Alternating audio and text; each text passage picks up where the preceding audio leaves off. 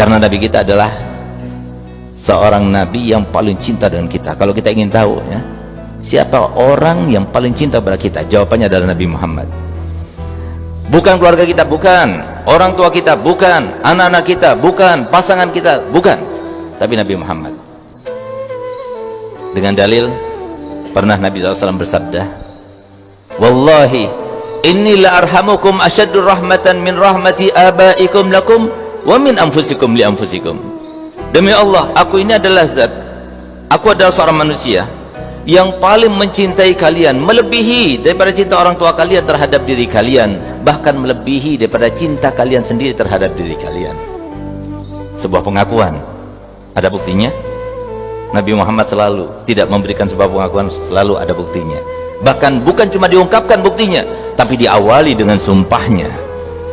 Nabi SAW bersabda dan bersumpah, wallahi law yushaku ahadukum bisyaukatin fi rijlihi la ajidu alamaha fi qalbi. Demi Allah, kalau seumpama kaki kalian terkena duri, sakit bukan? Demi Allah, aku rasakan sakitnya dalam hati. Adakah di antara kita ketika kaki kita terkena duri, terkena paku, kemudian orang tua kita menjerit karena kesakitan? Anak kita menjerit karena kesakitan? Suami kita, istri kita menjerit karena kesakitan? Tidak ada kecuali Nabi Muhammad. Nabi Muhammad cintanya bagi kita luar biasa. Bahkan di saat-saat yang kita bisa renungkan, bisa fahami, di saat-saat semua manusia lupa akan dirinya, bahkan lupa akan keluarganya, apalagi di saat itu Nabi Muhammad masih ingat kita. Nabi Muhammad di saat-saat ketika dicabut nyawa beliau, di saat itulah kemudian beliau mengatakan, ya Jibril, min sakaratil maut. Aduh, wahai Israel, alangkah sakitnya sakaratul maut ini. Di saat itu dia menahan sakit, tapi masih teringat kita. Bukan saudaranya, bukan sahabatnya, bukan keluarganya, tapi diingat umatnya, meliputi semuanya. Sehingga apa? Gelia Israel, apakah nanti umatku juga merasakan seperti rasa sakit yang aku rasakan ini? Maka dijawab oleh Israel, ya Rasulullah, yang engkau rasakan ini sudah diringankan sampai 1000 kali lipatnya. Berarti mereka merasakan sakit lebih dari aku. Gelia, diangkat tangannya Nabi Muhammad. Apa doanya Nabi Muhammad? Ada 2 riwayat. Satu riwayat mengatakan, ya Allah, kalau begitu jadikan separuh daripada rasa sakit yang akan dialami oleh umatku, biarkan aku yang merasakannya semuanya. Riwayat yang lain, Nabi SAW berdoa kepada Allah Ta'ala, ya Allah, jadikan semua rasa sakit yang akan dirasakan oleh umatku ketika sakaratul maut, biarkan aku yang merasakannya. Ada seorang Nabi yang seperti itu, ada seorang Rasul seperti itu. Bahkan kenapa dikatakan mustamirin? Keutamaan Nabi Muhammad terus bersambung kepada kita. Siapa yang berdoa kepada Allah Ta'ala sehingga kita satu-satunya umat yang masih ada hubungan dengan Nabi Muhammad? Kenapa Nabi Muhammad mengatakan dalam hadisnya bahwasanya aku ini sangat tahu dengan nama kalian dan nama-nama orang tua kalian? Bagaimana Nabi SAW tahu? Seorang manajer, seorang bapak Kapolres misalnya, seorang pejabat, belum tentu dia tahu dengan nama bawahannya. Tapi Nabi Muhammad, beliau katakan, aku tahu dengan nama kalian semuanya dan nama orang tua kalian. Kenapa? Karena Nabi Muhammad telah berdoa, walaupun Nabi Muhammad sudah meninggal.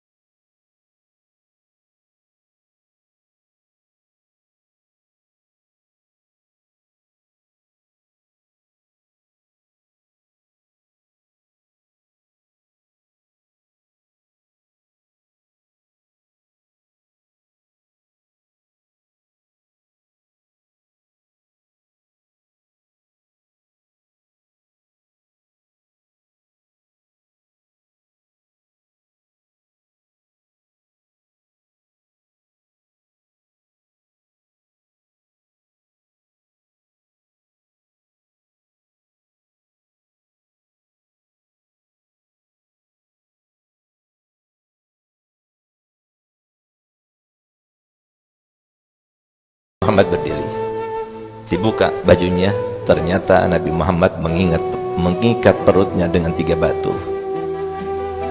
Maka kemudian ditanya, "Gal, kenapa ya Rasulullah engkau ikat perutmu dengan 3 batu itu?" Apa jawaban Muhammad? "Gal, ya, karena perutku ini sudah tidak kemasukan makanan sudah lebih dari 3 hari 3 malam." Menjerit sahabat Nabi. "Gal, ya Rasulullah, fidaka abi wa ummi summa nafsi." Tebusanmu wahai Nabi, itu adalah orang tuaku, bahkan diriku sendiri. Biarkan kami yang lapar, biarkan kami tidak makan, jangan engkau dan keluarga kamu yang tidak makan. Kenapa kau tidak beritahukan kepada kami kalau di rumahmu itu tidak ada makanan? Apa jawaban Nabi Muhammad? Kalau tidak akan pernah aku lakukan yang semacam itu. Apa kata Allah kalau aku membebani umatku? Biarkan aku jadikan apa yang terjadi pada diriku adalah hadiah daripada Allah, dengan harapan tidak ada seorang pun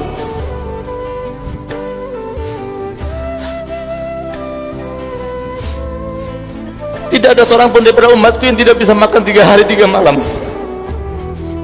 Nabi Muhammad sudah mau mengorbankan dirinya untuk beliau, cukup beliau saja yang tidak makan 3 hari 3 malam.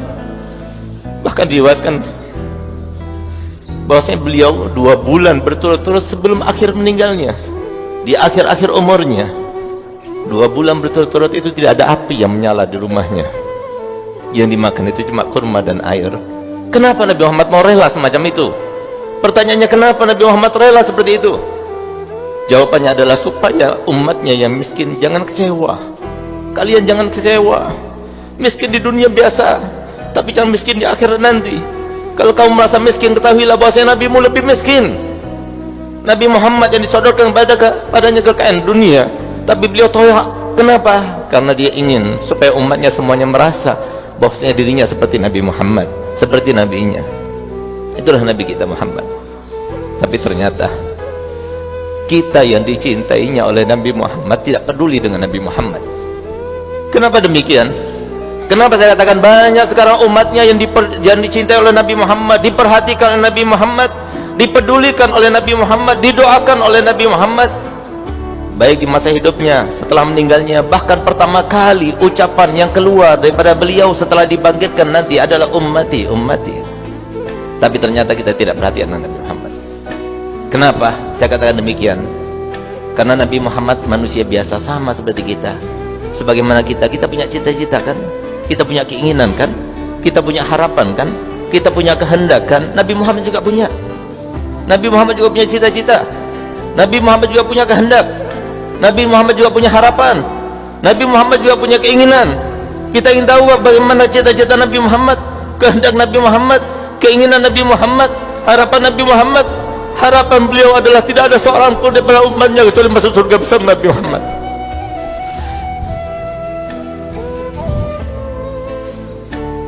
Tidak ada seorang pun daripada kita semuanya kecuali masuk surga bersama Nabi Muhammad. Bagaimana akan masuk surga? Kita tidak memperhatikan Nabi Muhammad. Bagaimana masuk surga? Padahal Nabi Muhammad katakan, "Ala inna sil'atallah ghaliyah." Ketahuilah bahwasanya barang yang dijanjikan oleh Allah dengan kalian sabar hadir majlis taklimnya, dengan kalian sabar melaksanakan sholat 5 waktunya, dengan kalian sabar menjadi anak berbakti pada orang tuanya, dengan kalian sabar berbakti pada suaminya, dengan kalian sabar menyantuni anak dan keluarganya, dengan kalian sabar menghormati pada tetangganya. Mahal kata Nabi Muhammad, nggak mudah. Kita harus melalui ujian-ujian, cobaan-cobaan. Bagaimana mungkin kita yang mengaku diri kita sebagai orang tua cinta kepada anak kita? Orang tua yang ada sekarang, kalau mereka jujur, hidup itu susah. Kita harus menghadapi orang tua yang berbagai macam coraknya, sifatnya. Harus kita menghadapi seorang guru, harus kita menghadapi seorang tetangga, harus kita menghadapi kesehatan kita, ekonomi kita, dan sebagainya. Semua itu membutuhkan kepada kesabaran dan ilmu serta pedoman. Bagaimana kita mengaku cinta pada anak-anak kita kalau kita tidak pernah menanamkan pedoman yang sudah diajarkan Nabi Muhammad SAW?